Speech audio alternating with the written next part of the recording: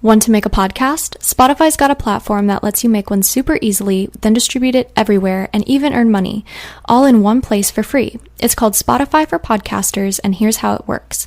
Spotify for Podcasters lets you record and edit podcasts right from your phone or computer, so no matter what your setup is like, you can start creating today. Then you can distribute your podcast to Spotify and everywhere else podcasts are heard.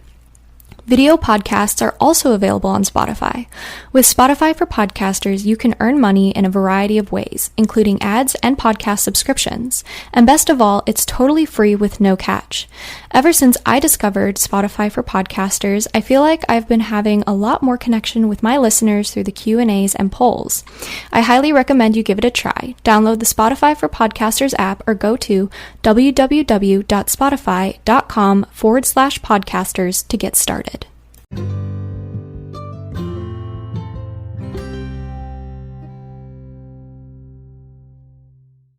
Hi everyone, I'm Amber Rose, the Religious Hippie, and welcome to A Catholic's Perspective.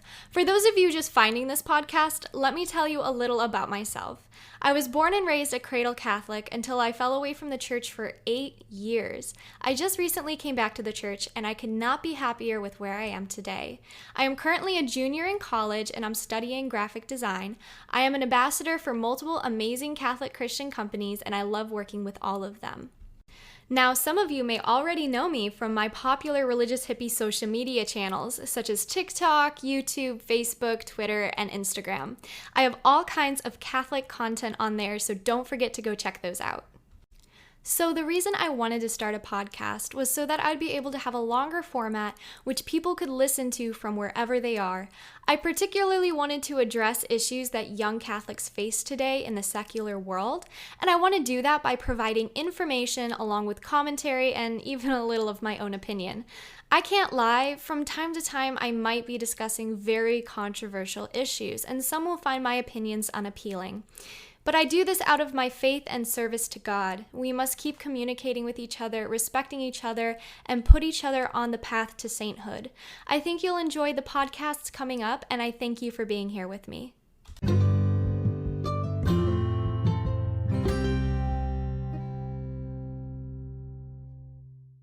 Hey everybody, welcome back to my channel. Today I have two special guests with me from JMJ Missions, Anthony and Daniel. Welcome, guys.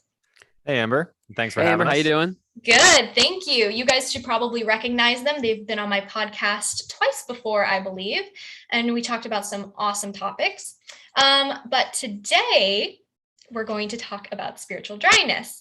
One of my favorite Bible verses is from Psalms, and it kind of touches on this a little bit, and it says, "O God, thou art my God. I seek thee, my soul thirsts for thee, my flesh faints for thee, as in a dry and weary land where no water is." And that's Psalms 63:1.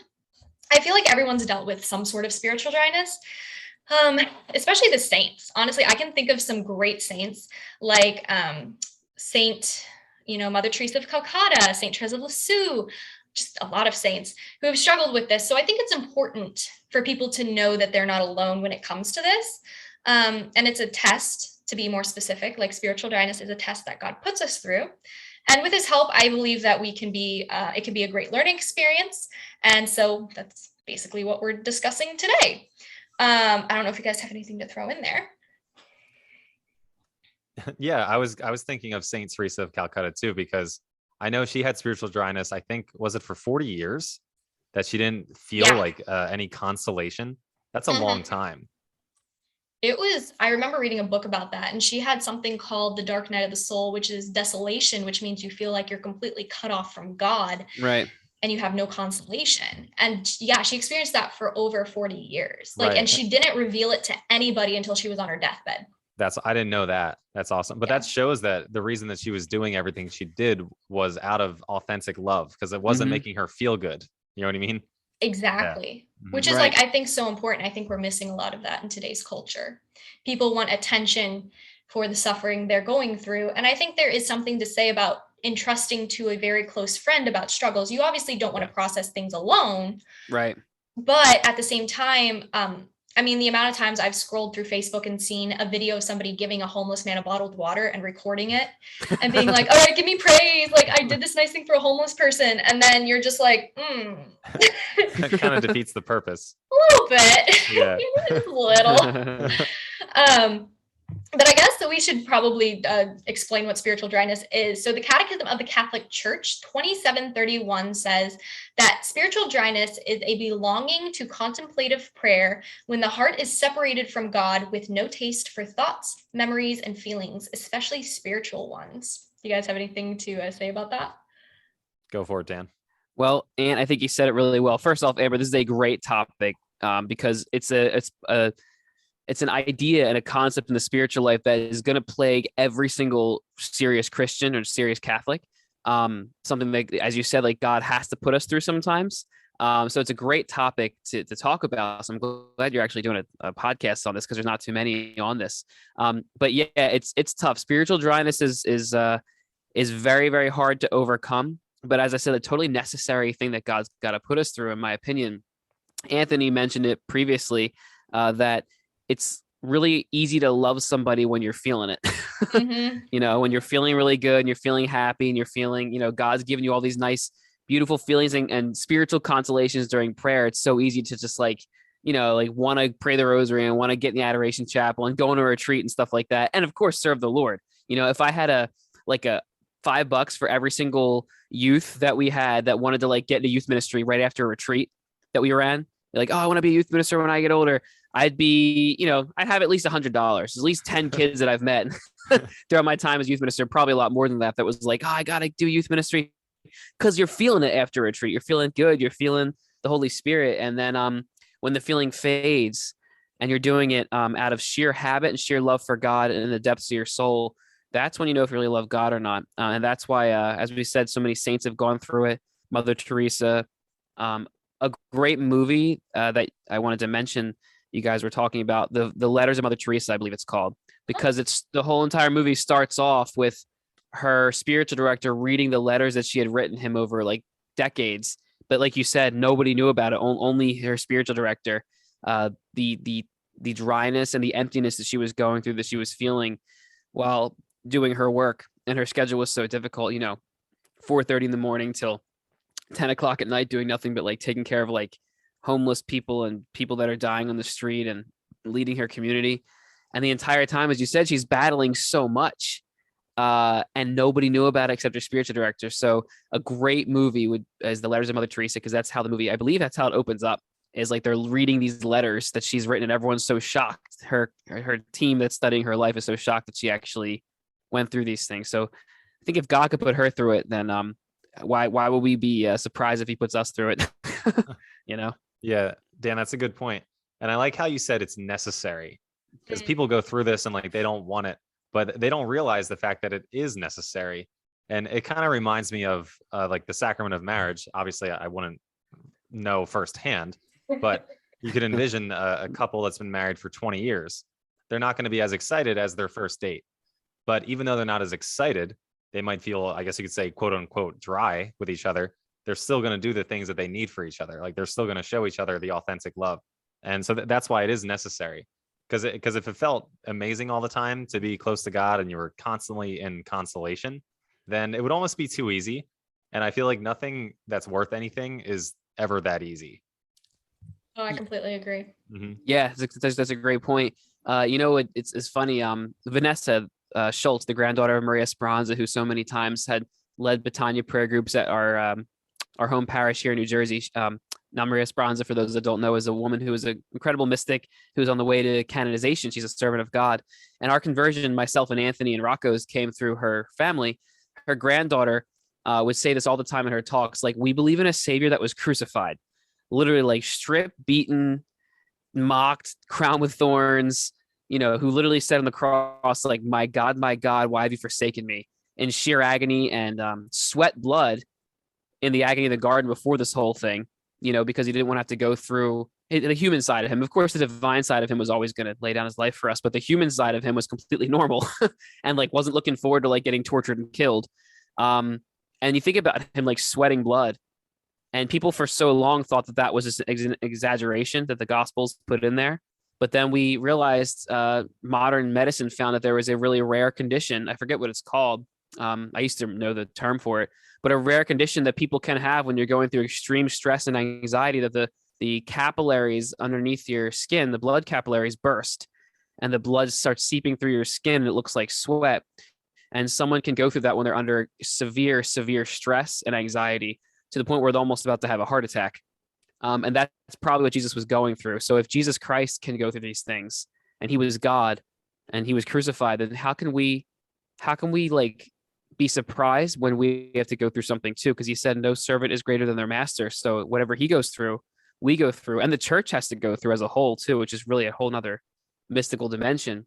But that at least should give somebody courage and a little bit of consolation, knowing that, okay, if I'm going through this phase where I'm like stale, where things aren't going my way, where I feel empty or lonely or like distant from God, I mean, Jesus felt like that on the cross, and he's giving you a little taste of true love.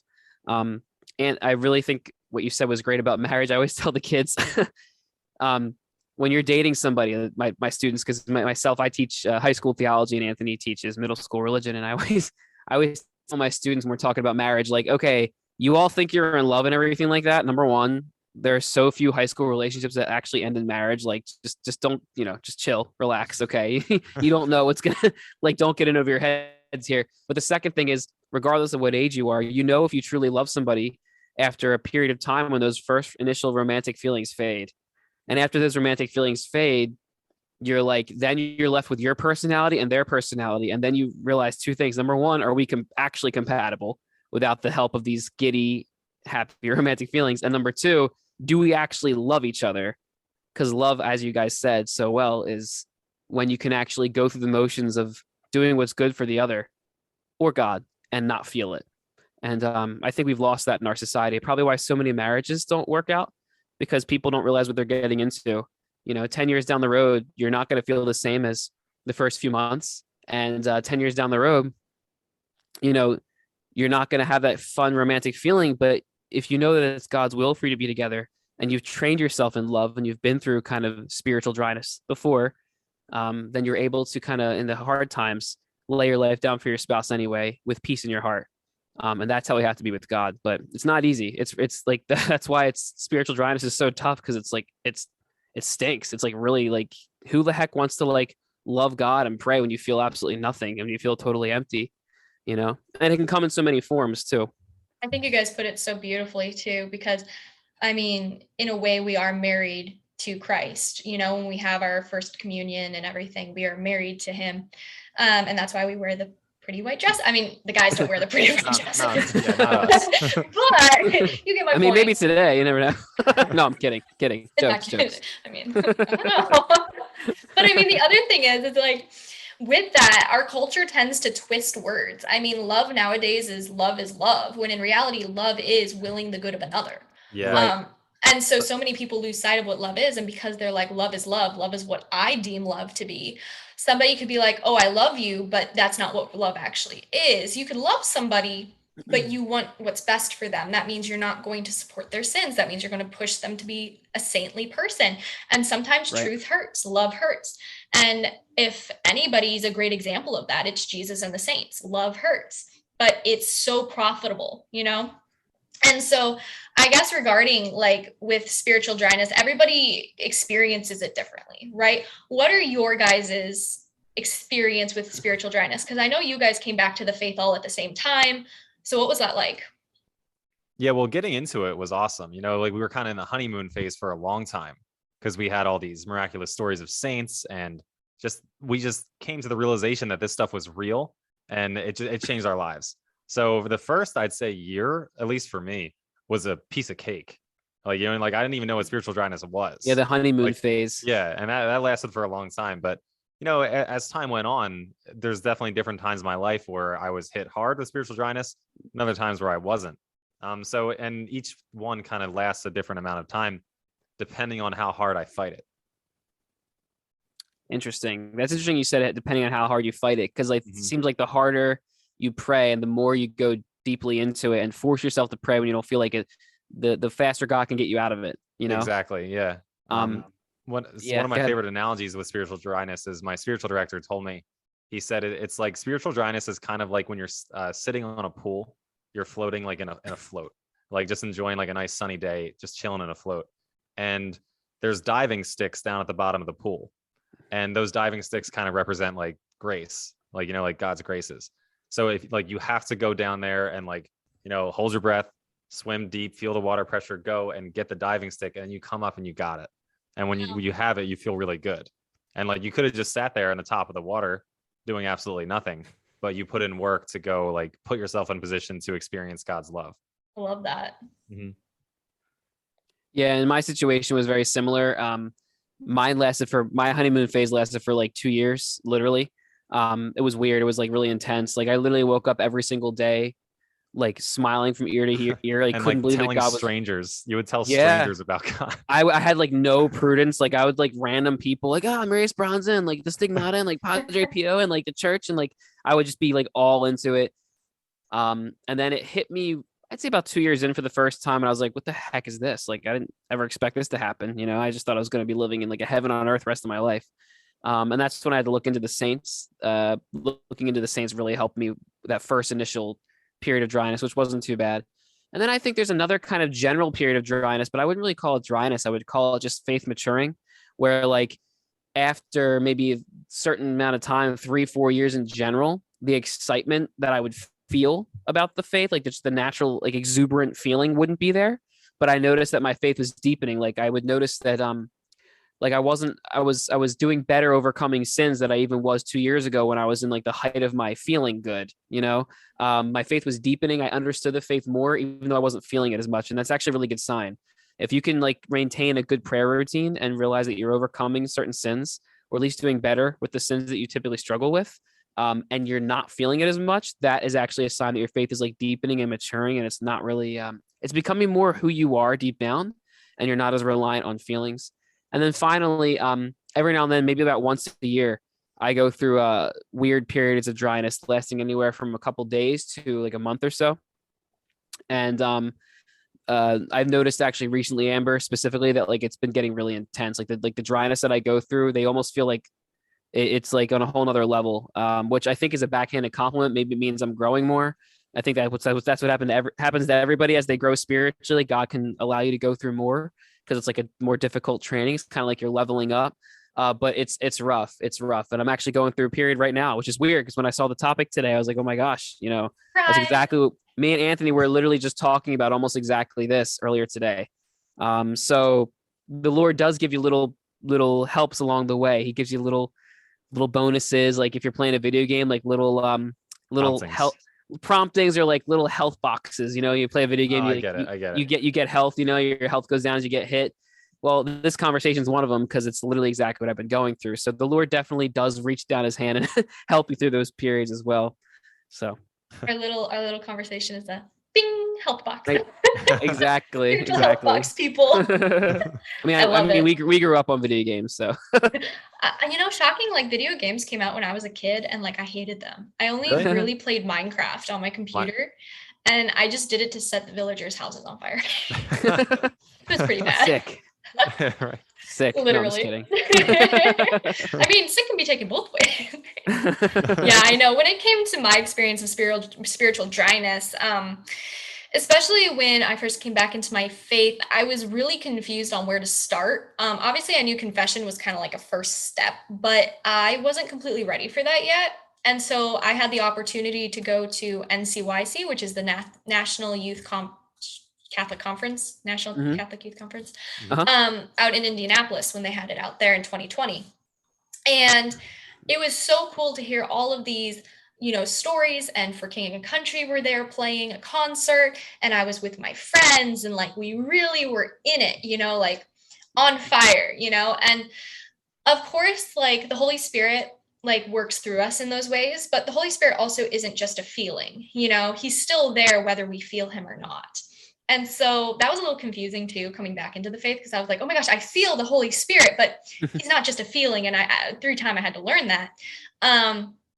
And so I was really on fire, kind of like you, Dan, for like 2 years straight. Like I was like, religious hippie stuff, and I'm posting my faith, and I'm boldly Catholic, and blah blah blah blah blah, right? And then I halfway into my second year, I was hit with like desolation, which is what, Saint Mother Teresa was struck with. And at first I didn't know what it was. I was like, this is kind of weird. Like, whatever, I'm just going to go about my day, because I still had some habits set. But it just felt like there was a spiritual weight on me that I couldn't get off. And I started becoming very scrupulous, and I started questioning my salvation, and I started slacking on my prayers and my routines. I started sleeping in. I didn't take care of my soul as best as I could. And it was really a struggle for me, because I wasn't really sure what was happening at that point. I was in my faith a lot, and I had learned a lot, but not enough about spiritual dryness or that topic. And so when I started feeling these things, I realized there was a term for them after reading a book. I forget what book it was. I think it was Discouragement for the Catholic Soul or something. And I started reading this book, and it basically talked about spiritual dryness and things that you might experience while being Catholic, and how they're tests from God, and all the saints went through it. And I was like, good, I'm not alone. I'm not the only one. But at that time, I didn't really have any Catholic friends to talk to get their opinion on it. And so I went to my priest, and he basically told me, he's like, God gives his toughest battles to his strongest warriors. And this is your time to shine, basically, to prove to God you're loyal, to prove to God that you want to be a saint, and to prove to other people that, yes, Christianity is not easy, but you can persevere and you can do it. And so after that, I was just like, cool. Like, that's awesome. But I still didn't have the feeling there, which makes things really hard. Like, if you don't feel like working out, you're not going to work out. If you don't feel like cooking, you're going to order takeout. So I still feel like I didn't put in enough effort into my faith. And that turned me more scrupulous, where I was like, everything I do is wrong. I should be doing more, but I never felt like I could do more. And then you pile on top of that seasonal depression, and it's just down the drain. So that just lifted. And the discouragement's gotten a lot better as well.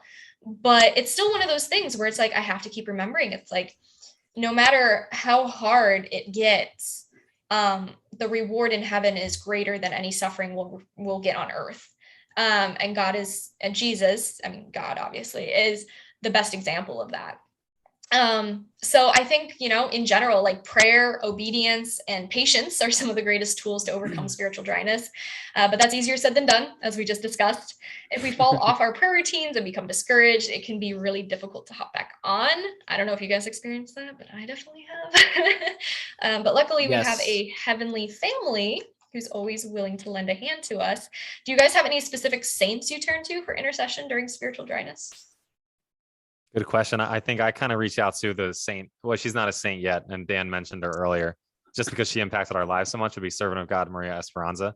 But also, like, some heavy hitters are John Paul II. Just because I know like how hard his life was, and I'm not sure if he ever experienced spiritual dryness. I never like read that or anything, but I just think of how many sufferings he went through and how he just kept on getting up and going closer to God. So like that, I kind of take it that way. If I don't feel like praying, I think, oh well, if John Paul II could pray, then I better. I love that. Yeah, me too, Maria Esperanza, but that's because she's just so personal to me, and she's helped me out with so many things from heaven. But St. John of the Cross famously went through spiritual dryness, and he wrote all about it, called a very famous Catholic piece of writing, The Dark Night of the Soul, where John of the Cross explains how like you literally almost have to go through this in order to grow, or else you will always be just dependent on feelings.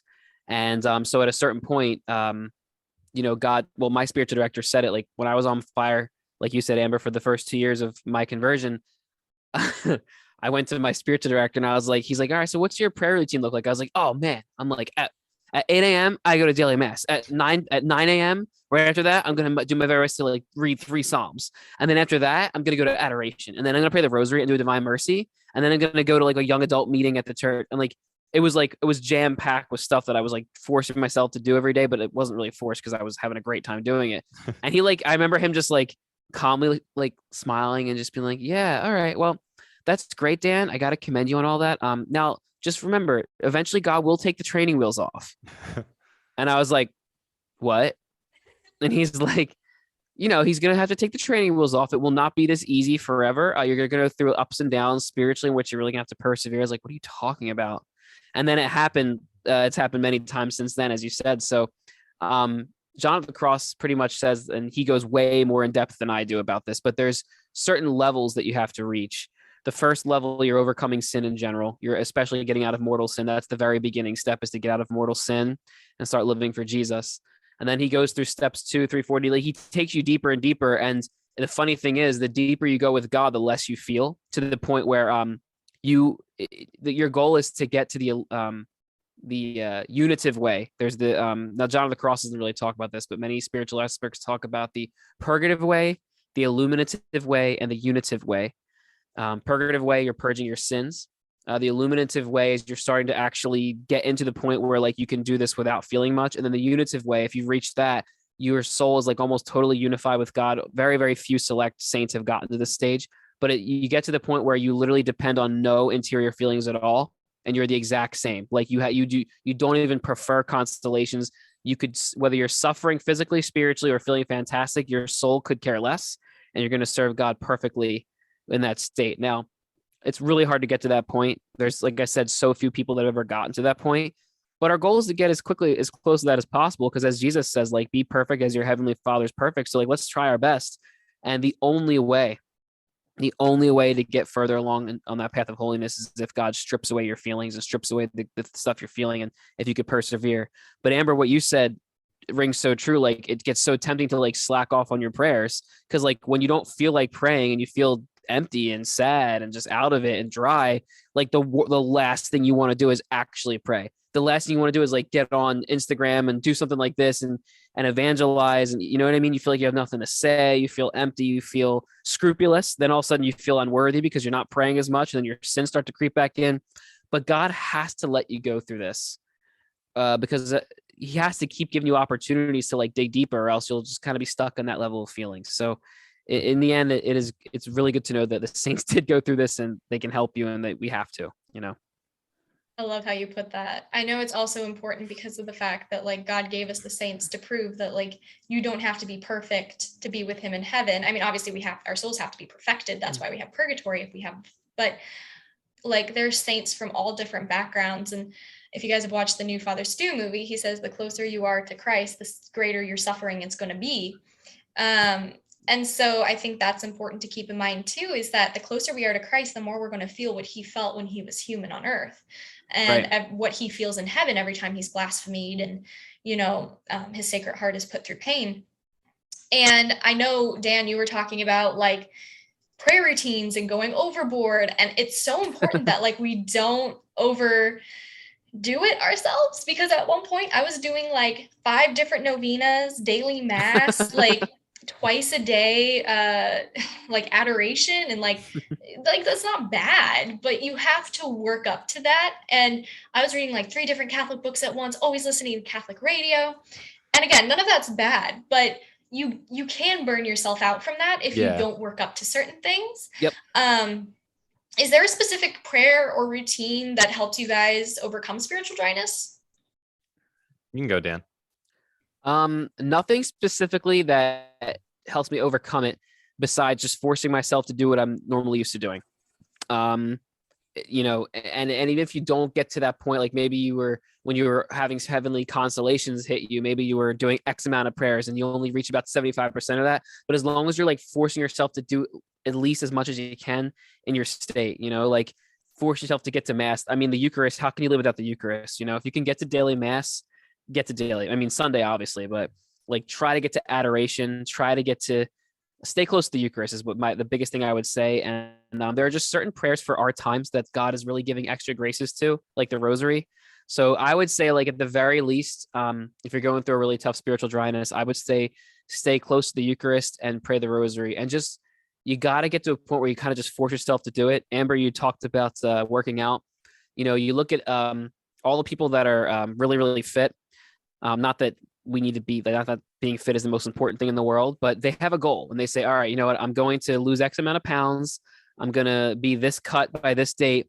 And if it's like a long-term, like 6, 7, 8 month goal, yeah, sure, they feel great the first month, but within a month or two, you don't feel like working out at all.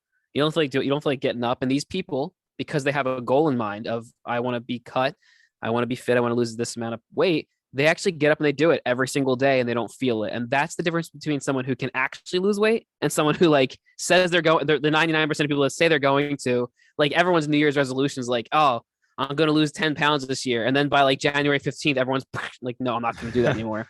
Right. But like 1% of people, 2% of people do. And the reason is because they just force themselves to do it when they don't feel it. Now, how much more important is our spiritual muscles and our spiritual growth? Even more important than the body, right? So I think just trying your best to just like get yourself, like sit your butt in that adoration chapel, get your butt to mass, whatever it takes, whether you feel it or not. And I think the last thing I would say is community. Having a good community, if you can find one, a good young adult group, a good youth group, if you're an older person, just like any ministry or church or a friend, especially. Like I was just talking to Anthony today about my spiritual dryness because I needed a lot of help. Just like literally like an hour, 2 hours ago, I was texting him about it, So community really helps too. People that'll build you up because those are little health kits that God will give you all along the way in that video. I love that. Yeah. And something that I'll try to do is I'll try to remember the feeling of after you're done praying. Kind of like Amber, how you said when you're about to cook and you don't want to cook, you're just going to order takeout because it's easier. But when you order takeout, you're done eating, you're not going to feel as good as if you make something yourself. Like you take the time, you slice up the ingredients, you make a mess, and then you eat the meal. Like then you feel really good. So I try. Rewarding. Exactly. So I try to think of that too when I'll be like, like playing a game on my phone or something or wasting time, and I'll feel like on my heart, like you should pray the rosary, and I'll ignore it and I'll keep doing this or that. But when I finally just like listen to it and go do it, I feel so much better afterwards. I feel like accomplished. I feel closer to God. And then that bleeds into more spiritual things. So it's like, it's kind of just a matter of taking that first step. Like the first step is the hardest. But once you do that, I think you're good. I completely agree. Mm-hmm. I loved both of your guys' explanations. I know for me personally, the Divine Mercy Chaplet has always had a really deep connection. I've always had a very deep connection to the Divine Mercy Chaplet, the Rosary, of course, as well. But I think coming back into my faith when I really struggled to trust God, Jesus, I trust in you was one of those main prayers that I always prayed. And I think, honestly, that has a lot to say because at the end of the day, our faith is based on faith, which means we need to have trust. And it can be very hard to trust in someone you've never, quote unquote, met in the flesh, in real life. We have to have this sense of faith about it where we know that he exists and we're following the church that he established back in 33 AD with Peter, giving Peter the keys to the kingdom. And we just have to have faith that, we're doing what we need to do through the church and things like that. I personally love daily mass as well and adoration, just like we've been talking about through this whole video. I think that it's really important when you're feeling spiritually dry to just sit in God's presence. And those are two ways you can absolutely do that and not get distracted by the world or noises or the phone. What are your guys' tips for young adults and teens who feel as though they might be spiritually dry or weak? I think they have to put themselves out there and like for God, and they have to like make efforts in towards his direction. And you mentioned distractions about the phone. Something that if you want to get close to God, because I know a lot of people, especially millennials, before they fall asleep, they'll scroll until like their eyes can't stay awake anymore. And like, that's how they fall asleep with their hands just scrolling, and then they eventually just fall asleep. But something that I learned this in a podcast from Jason Everett, actually. He said that what you need to do is just put it down. And even if you're not like ready to fall asleep in that moment, just put it down and spend those last 5 to 10 minutes in prayer. So I tried it a couple of times, like, oh, this is great. And I was feeling like so spiritually like charged. And then like on night 3, I like went back to scrolling. But it's like, you have to do stuff like that. If you don't put in what you get out, what you put in. I agree. Mm-hmm. Yeah. And I want to mention one thing to those that actually say they feel spiritually weak, because dry and weak are usually very similar and they kind of can go together, and they can also be kind of separate. The best thing about spiritual dryness that many of the saints said, in fact, so many saints like Saint Faustina, the one that came up with Jesus gave her the Divine Mercy Chaplet, I should say. I believe she said many times in her diary that when she feels nothing, Jesus came to her and appeared to her and said, I'm allowing you to feel how you feel on your own, to know what it's like without me. And that's a reminder that the salvation of the world does not depend on you, that my presence, my Holy Spirit, my life within you is everything. And that's actually really, really reassuring for us. If you feel like you're spiritually weak, that's actually the best news you can hear, is that nobody really adds up to anything at all. It's all just Christ in us. The salvation of the world doesn't depend on you. The salvation of the world does not depend on your prayer life. The salvation of the world depends on Jesus, and he already saved the world. And so what you're feeling right now by feeling spiritually dry and weak is just God allowing you to feel how you would be without him. If you felt like this, you would feel like this all the time if you never had God. So it's God withdrawing the feeling of his presence, but not actually leaving you, just giving you the feeling that he's not there to help you understand how weak we are without him. But again, that's a good thing. That should take a weight off you, knowing that, like, hey, the salvation of the world does not depend on me. All the good that I do is just Jesus's presence in me. So the best thing I could do is not overthink it and knock it down on myself, and just continue with my daily prayer life so that I can receive the graces from him that I need to keep doing my job and keep doing my duty for him here in this world. I love that. And I know for a fact too, that like when we do feel it, I think it goes to show that like we can still get that relationship with God, whereas people who have died, they no longer have that chance. And so this test is really like what it might feel to be in purgatory, in a way. I don't think it really constitutes to the suffering in hell, because hell's a lot worse, because we actually are completely severed from God in hell. Right. But maybe it constitutes to the pain we might feel in purgatory when we can't see God, but we want to, and we know how much we've hurt him, and we're still kind of closed off from him because we're not in heaven, but we will get there one day. And so I think that's also a whole other, side of it. And I also just kind of wanted to throw in here that, spiritual dryness and weakness can be made worse by demonic forces. I think that's something we should also throw in there, and that going to confession is going to be one of your best first line defenses against it. And also, of course, talking it over with your priest if you feel like, or spiritual director if you have one, if you feel like it's gotten to the point where you're just ready to give up.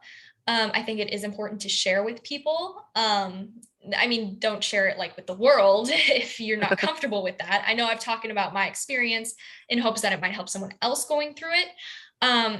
But it is important to talk to a trusted friend about it, or a priest to discuss it. And honestly, St. Michael prayer and the St. Benedict medals are great resources for protection. Do you guys believe that spiritual weakness is more prominent in today's world than it has been in the past? Yeah, I think so for sure. And I think that's because there's so many other options today. Like there's so many things, and everyone is so hyper entertained that like people just do what they want and they do what feels good.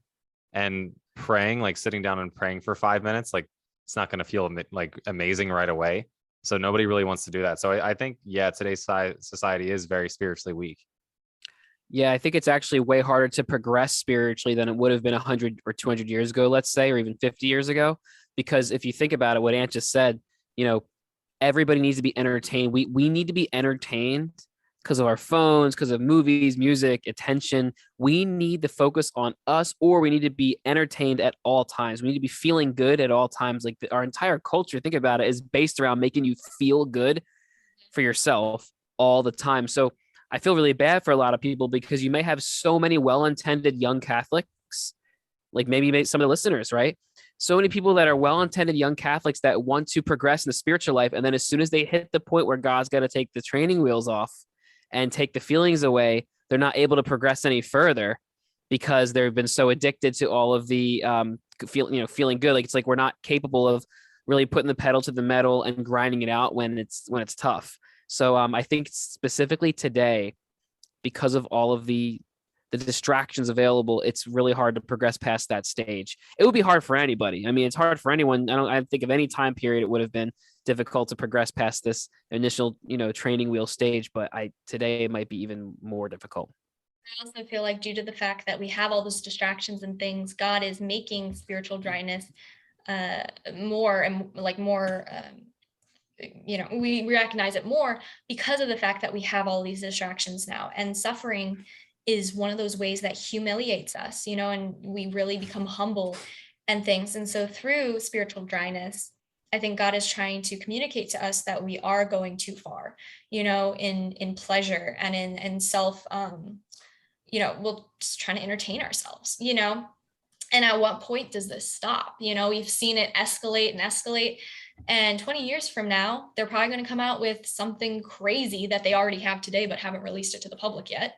And that's usually how it works. We had smartphones back in like the 1980s, but nobody released it till like the early 2000s. So it's just crazy to me how far we've progressed as a culture, but yet we haven't progressed spiritually. We've actually taken steps back spiritually as a culture. I mean, we have the culture of death and abortion and all these crazy things going on.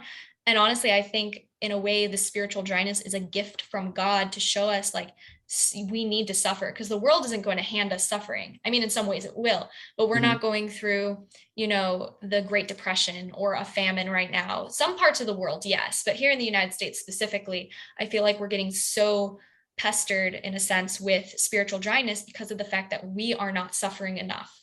Our culture doesn't know how to suffer anymore. We're just handed whatever we want on a silver platter. We have anything we want at the press of a button on Amazon.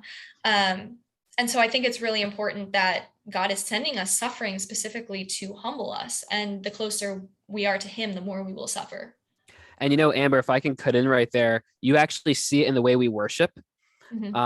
Because we want to be entertained so much and we want to feel good so badly that might be the reason why so many Protestant churches that are just like, they have a band up there and a really, really loud, energetic speaker and a really good band, and they get thousands of people to come to their events. Now, there's nothing wrong with that. Like, I don't think anyone's a worse person for going to an event like that. And obviously I try to unite.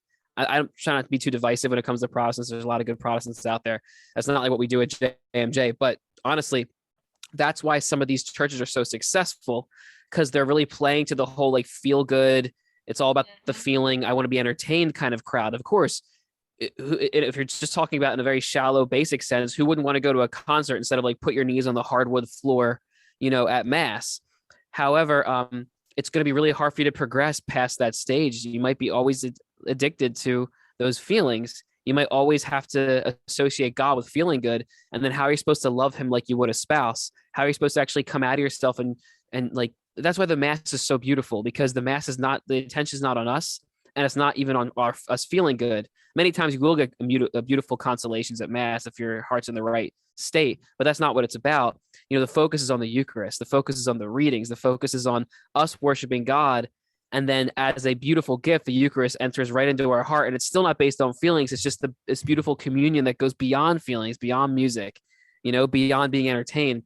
But again, like, you're seeing our need for entertainment and the shallowness of how our society operates, even in the realm of worship, with the lack of mass attendance and the success, or seeming success, I should say, of churches that really just are there to entertain. Right. Yeah. I love that. Yeah. I know, it's crazy to think that it's like we've gotten so, what is it, like the endorphins or whatever it's called, dopamine, rushes and things, we're addicted to it now. I mean, the kids that I see these days, they're addicted to these bright, colorful TV shows. And personally, I'm overwhelmed watching some of them. I'm like, wow, I was raised on like Sound of Music and all these other dull grown-up TV shows, but when I have them watch it, they like sit down and they're like in this trance of like, whoa, music and orchestras and like outfits that aren't super glittery and neon pink, and it's just interesting to see. But thank you so much, you guys, for coming on here and discussing spiritual dryness with me. Oh yeah, thanks for having us, Amber. I think the third time's a charm. I love it. Yes. Yeah. I love it. Yes. And hopefully, where can my followers find you guys? Go ahead, Dan. JMJmissions.com is our website, but we're on all the social media. So Instagram, TikTok, unfortunately, sorry, Amber. Too TikTok, too soon. Yeah. Instagram. Although we only have about 5,000 on TikTok or something like that, so it's negligible. That's cute. I love it. But important for those 5,000. But Instagram, TikTok. What else am I missing? YouTube. Yep. We're back on the YouTube, Ryan. We just started making YouTube videos again. We just filmed one last night, so we're excited about that. And honestly, Amber, I wanted to say that like YouTube is where the real souls are going to be saved, actually, because you can actually like the people listening to this podcast, they're helped more than a quick view on Instagram or TikTok. You know what I mean? The people that watch a YouTube video are able to be evangelized in so much more of a deep way than any other sense. So just as you can follow us on just like Amber on YouTube, and maybe we'll collab on something with her in the future, right? I'm hoping to. Yeah. That'd be really fun. I'd love to have you guys back on or vice versa. But yes, thank you so much for being here. And again, you guys can find them, JMJ Missions, all over the platforms, TikTok. So thanks again for being here, you guys, and we will talk soon. Yep. Thanks, Amber. Thank you very much, Amber. Of course. And I hope this podcast helped any of you who are struggling with spiritual dryness. You can send me an email at thereligioushippie@gmail.com, and I will talk to you guys later. Bye.